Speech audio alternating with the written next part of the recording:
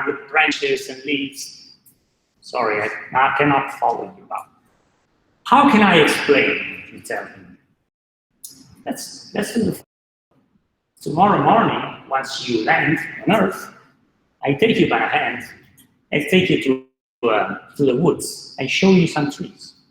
This is how I explain to you what a tree is. And so you do. So the next morning, up early, and you take him by the hand in front of a tree. He said, hey, I don't know how to explain, but look, this is a tree. And your friend stopped by, looks at the tree. Did you understand? Yes. You sure? You took him to another tree.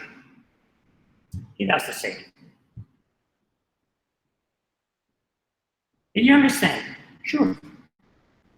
Are you sure? He looks weird. So you test him whether he really understood what a tree is, and you take him to yet another tree. Okay? So tell me, is this a tree or not? No, says. Okay? Well, it's because I counted those little green things coming out of the branches are the leaves. Yes.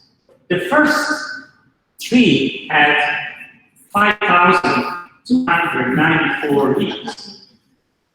The second one had 1,235 leaves.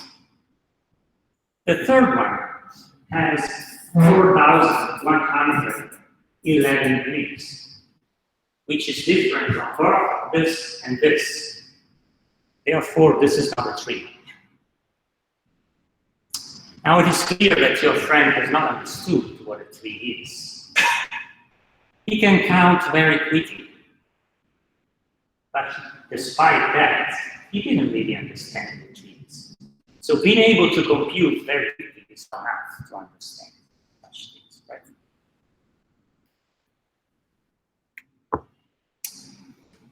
And what's the mistake your friend made?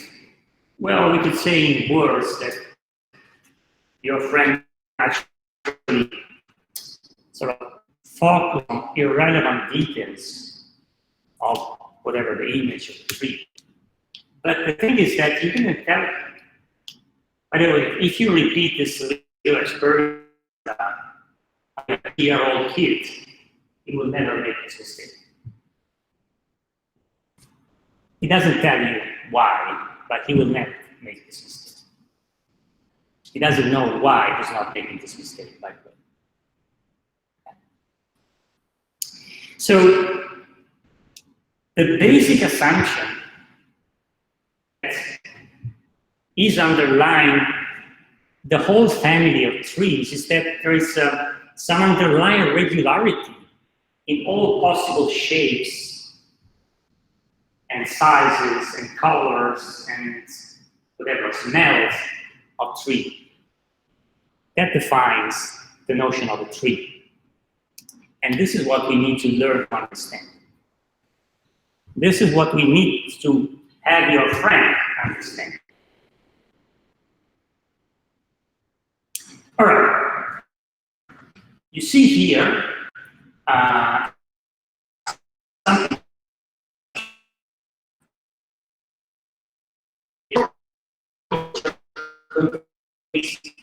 And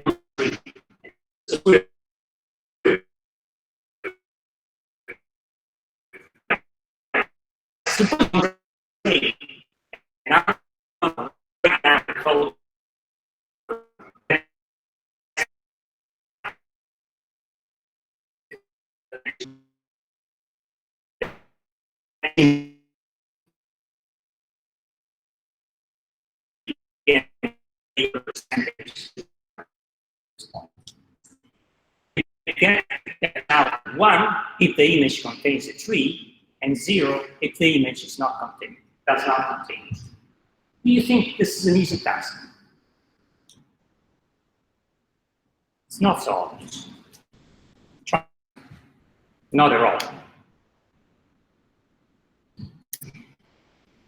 an easier task here, because the notion of a tree is somehow related to cognition, to a higher level notion.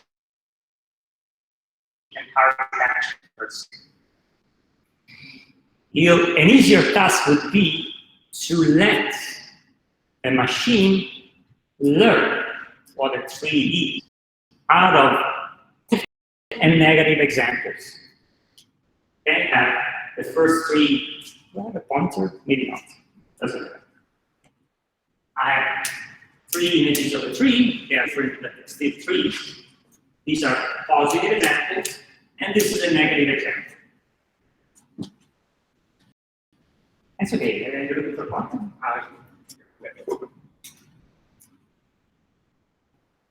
This one.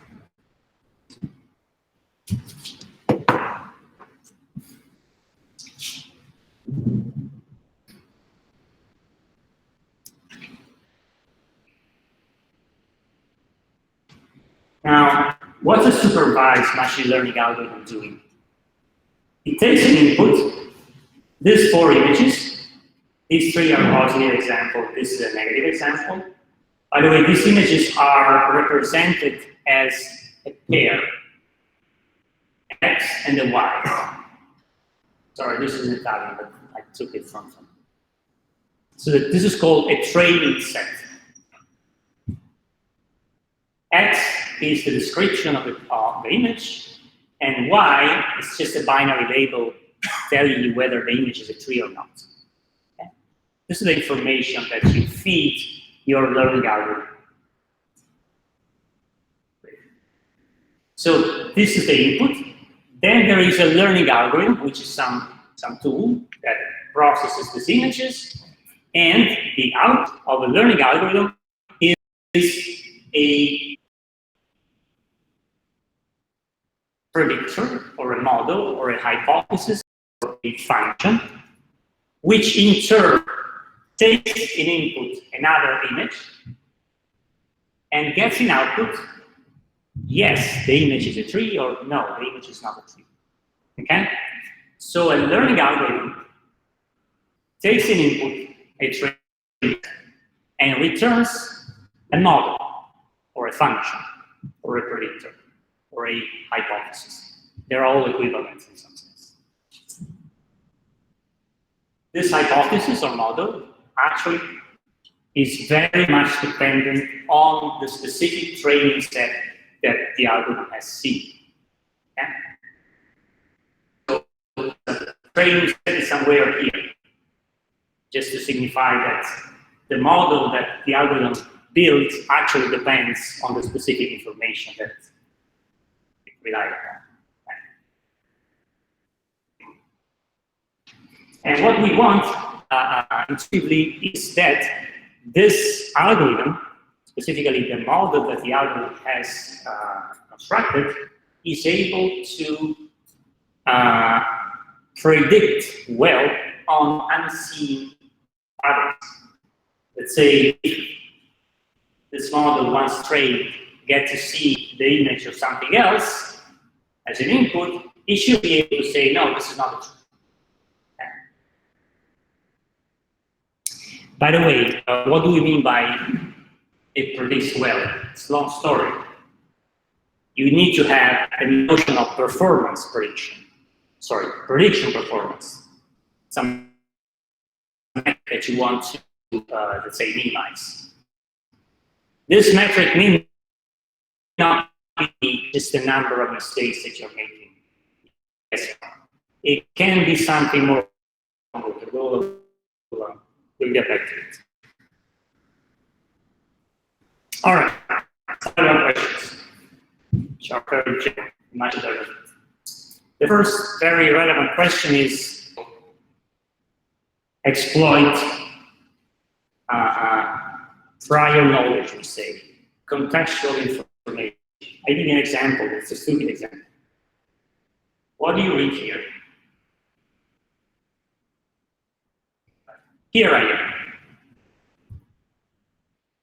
In particular, you interpret this sign as an H and this sign as an A. But it turns out these are exactly the same, right? still you're able to disentangle, disambiguate.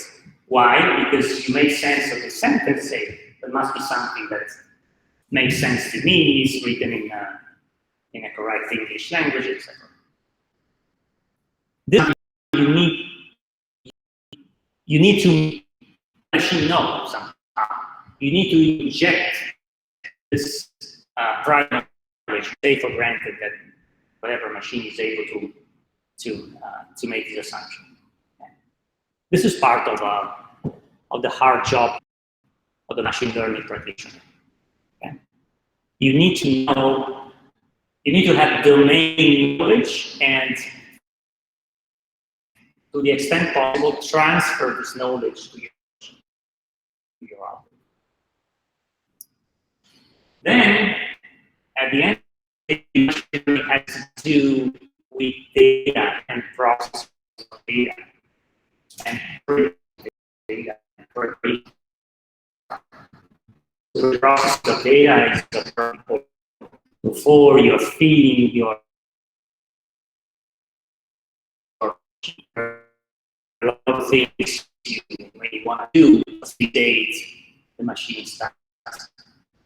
You want to segment, you want to do it. There are a lot of steps that are specific domain. So I cannot be.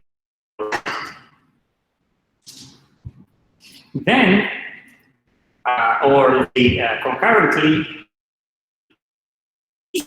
to stimulate suitable the data, the standard way of viewing the data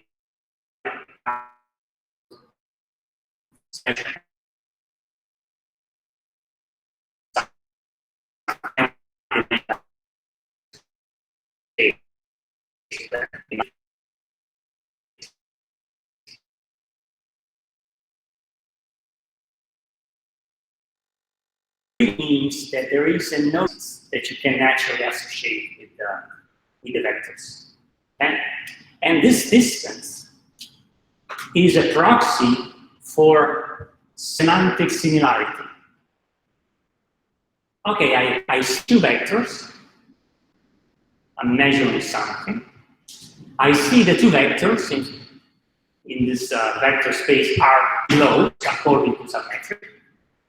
But what do I mean by close? What you mean by close implicitly is you interpret the geometric closeness as a proxy for similarity of the meaning of the items. Because if the two items are close in the sense that you are expecting them to be close for, let's say, a given classification task, like the ones on trees. But it happens that once you represent this concept, these items, into a vector space that end up being very far apart, well, intuitively you're not doing a good job. Okay? So the geometry, whenever you're dealing with a metric space, which, by the way, you shouldn't take for granted. There are some items that do not live in a metric space. I'll show you some examples. And the representation is part of this deal, because once you decide on representation, then you essentially are deciding on the geometry of your data, etc. So the two things are sort of equivalent. Then you need to make modeling assumptions. That also has to do with representation. This representation has to be simple and natural for the task at hand, but not too simple, complex enough so as to be able to capture the underlying phenomenon that sort of generates the data. The choice of a representation, the modeling assumption that we are making, is sometimes called the inductive bias of the learning system. It's something like, look, I have my data, and I on the fact that these data are the mapping from X to Y is a linear mapping. This is my modeling assumption. I don't know exactly which specific linear mapping. There are some weights, there are some hyperplanes, whatever that you wanna infer, that you wanna predict, that you wanna estimate, etc.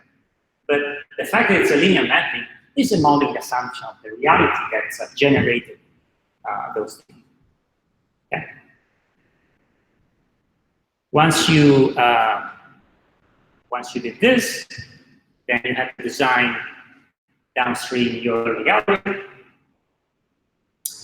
and then you have to evaluate its performance. And the performance evaluation is actually not so simple. It's multifaceted. Well, the first thing, in the sense that there are conflicting needs. The first thing that everybody will think about is, the error trends. Okay, once I learn my classifier, how good is this guy in predicting unseen patterns? How many mistakes, prediction mistakes, will it make on the next 100 images? 30%. Well, then I think my algorithm is erroneous up to the factor 0.5. But in general, more generally, you may want to have what's called a loss function that measures how bad, how severe your mistakes are. You may want to consider whether you have constraints of other sort, whether it's training time. Do I need an algorithm that takes no more than 1 week to train, or no more than 1 millisecond? Test time, which is the time it takes for the model to be deployed. Once I learn the model, so once I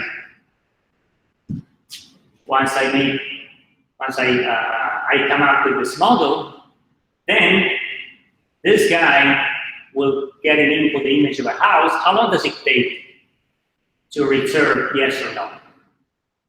This is something else you may want to consider. Test time, or time to deploy.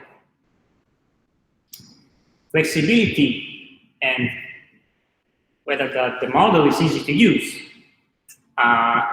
Yet another one which is very important is the interpretability of your model.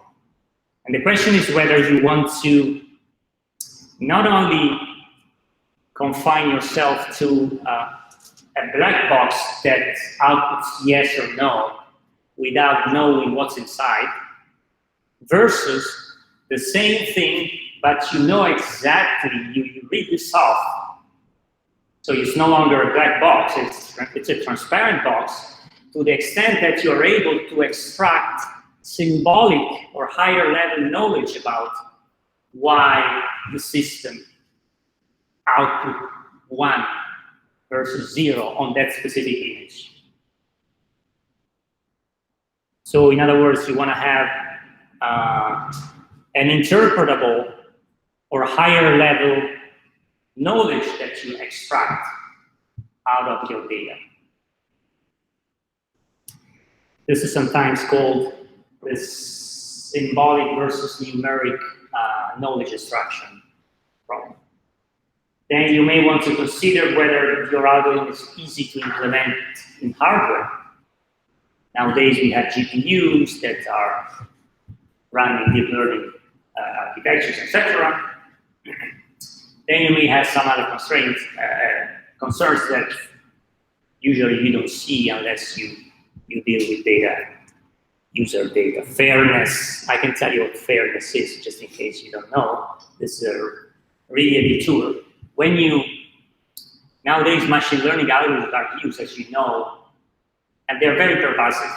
They are used nowadays to even to decide whether somebody's whether we should lend money to people, whether people can lend money or not. We we should give money to people. Let's say I'm a financial institution. There is somebody that comes to me and say, hey, I want some money. Can you give me some money? There is no human agent that processes your application. There is an algorithm. It's a learning algorithm. Now, this learning algorithm has been trained based on past experience that tells you, look, this guy has a specific gender, has a specific race, or whatever. These are all very sensitive features of the applicant. And if the learning algorithm is discriminatory in the sense that it has been trained by past cases where, let's say, a black male has been done into default and have been unable to return the money, then the next black guy that shows up, the system will say, look, sorry, you're a black male, and so far I have only seen black males who haven't returned the money, and therefore I don't give you the money. This is discriminatory behavior because it sort of relies on sensitive features of the applicant, and you don't want the machine learning algorithm to decide based on these sensitive features. Okay? Fairness means something like that. You won't see it probably in your astronomy experience, but just to let you know what's around. Privacy is yet another one that you know. All right. Am I doing all right or too slow? I'm a bit slow, actually. Okay. The algorithm that's sort of 101 algorithm for supervised learning is called naive Bayes. It's a very simple thing. And it takes a very natural probabilistic viewpoint of our underlying source of data. Suppose the following. Suppose my image, so the item that I want to learn to classify, has some set of features. It's described by a set of features that sometimes are called attributes. Sometimes people in statistics call it covariates, whatever. There are many different terminologies here. And then I call Y, which is a binary, 0, 1, is the category or the class or the label of that image, whether it contains or not. Then my system gets an input, a test pattern, which is again description of another image without the label, and you want to attach a label. Now, how does naive Bayes do the job? Well, it does like something like the following. It considers the posterior probability of a class given the pattern. What is the probability that the class, that the image contains a tree, given that I observe a specific set of pixels for that image? Now, by the standard law of, what is it called, Bayes rule? I can't remember. Bayes rule of probability, this conditional probability is like the probability of the pattern given the class times the class divided by some normalization term. This numerator here, first term, is called the class condition. The second term is called the prior probability of the class Y. And the denominator is immaterial because it does not depend on Y. It's just a normalization function. Okay? And the question is, but What do I mean by probability? Where's probability coming from? There are no probabilities around. Why do you talk all of a sudden about probability? Okay. Before we go to that, let's make another concept which relates the naive Bayes. It's a modeling assumption again that simplifies reality. And we do so all the time, every day, just to make our life simpler. The naive Bayes assumption says that the value of the attributes that I do observe of that image are independent given the class Y. This in formulas can be written as the probability that the first pixel is x1, second